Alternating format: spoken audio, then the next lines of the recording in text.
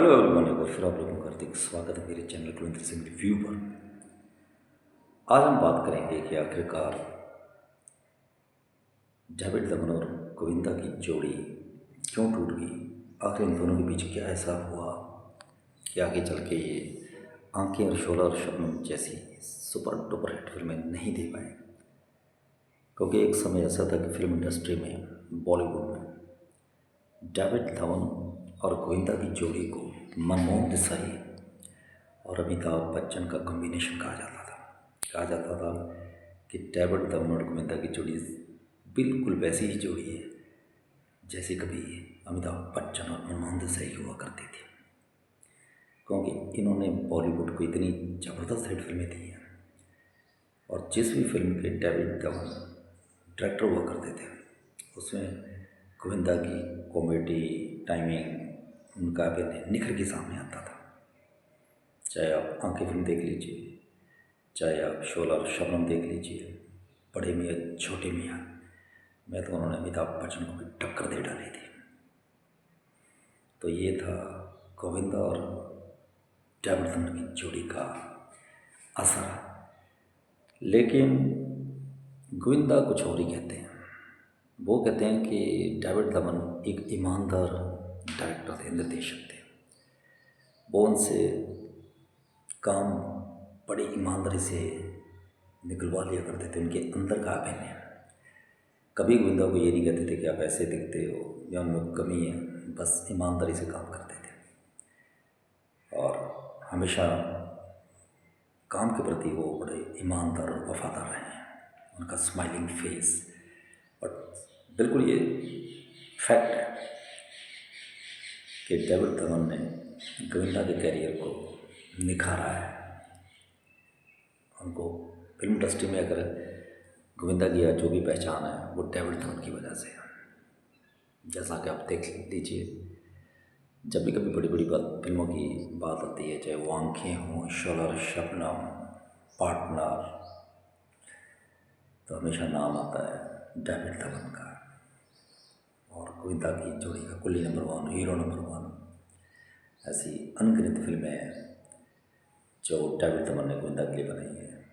उनमें एक ऐसी भी फिल्म है जो गोविंदा ने सलमान खान के लिए छोड़ भी दी थी। वो फिल्म थी जुड़वा, अब थी क्या 9 से 12। उसमें गोविंदा का नाम भी लिया जाता है। गोविंदा और माधुरी दीक्षित इस फिल्म में हीरो हैं। तो वो फिल्म देखने की सलमान खान बात कहते हैं, अभी जीत बटा चलेगी, आवाज़ में वो गाना था टन टना टन टन टन टन, आपको याद होगा। लेकिन ये जोड़ी आखिरकार एक दिन टूट गई। तो इसके गोविंदा ने कारण ये दिए हैं कि जब वो राजनीति में चले गए थे, तो जब वो 2-3 साल बाद वापस आए तो सबसे पहले उन्होंने डेविड धवन को कॉल किया कि क्या हम कोई मिलके फिल्म कर सकते हैं।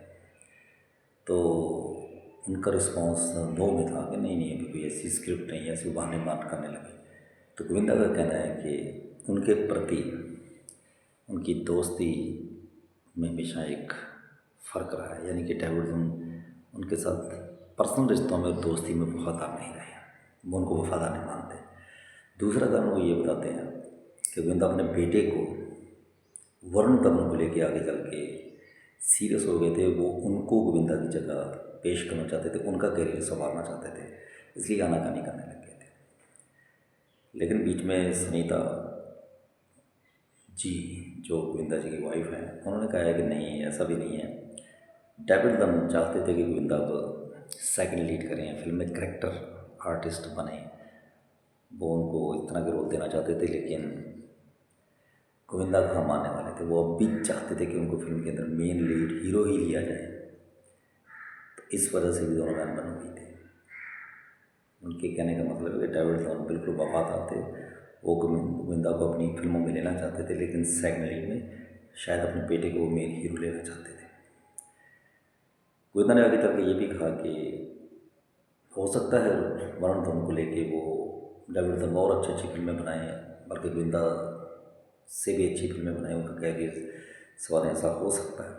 उन्होंने इस बात से इनकार भी नहीं किया।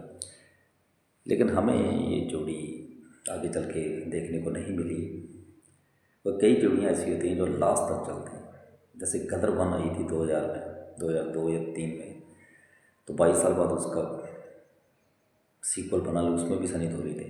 यानी कि अनिल शर्मा ने सनी देओल पे विश्वास किया। आज दोबारा अगर सनी देओल खड़े हुए हैं फिल्म इंडस्ट्री में तो कदर 2 की वजह से हैं।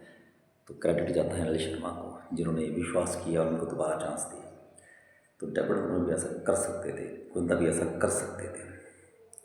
सनी देओल ने 65-70 की उम्र में कम बैक कर दिया, तो गोविंदा भी कर सकते हैं, ऐसी बात नहीं। लेकिन ये जोड़ी बहुत हिट जोड़ी रही है।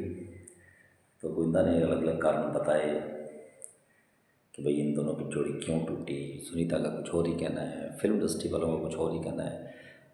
फिल्म इंडस्ट्री वाले और क्रिटिक्स कहते हैं कि गोविंदा वक्त के साथ अपने आप को बदल नहीं पाए। हालांकि उन्होंने शिकारी फिल्म में विलन भी बने, नेगेटिव रोल भी करने की कोशिश की, बहुत एक्सपेरिमेंट उन्होंने किए। लेकिन मुझे लगता है कि सबसे बड़ी गलती गोविंदा ने राजनीति में जाके की। उन्होंने अमिताभ बच्चन से कोई सबक नहीं सीखा। अमिताभ बच्चन भी कभी राजनीति में गए थे, लेकिन तौबा कर गए थे, तौबा कर ली थी उन्होंने राजनीति से, और दोबारा आए और राजनीति को भूल के दोबारा उन्होंने अपने आप को खड़ा किया। तो गोविंदा भी ऐसा कर सकते थे, लेकिन वो राजनीति में गए। फिल्म एक्टर्स कभी राजनीति में सफल नहीं होते ज़्यादा, बहुत कम ही अभिनेता ऐसे रहे होंगे जो सफल रहे होंगे। मुझे एक नाम याद आता है सुनील दत्त जी का।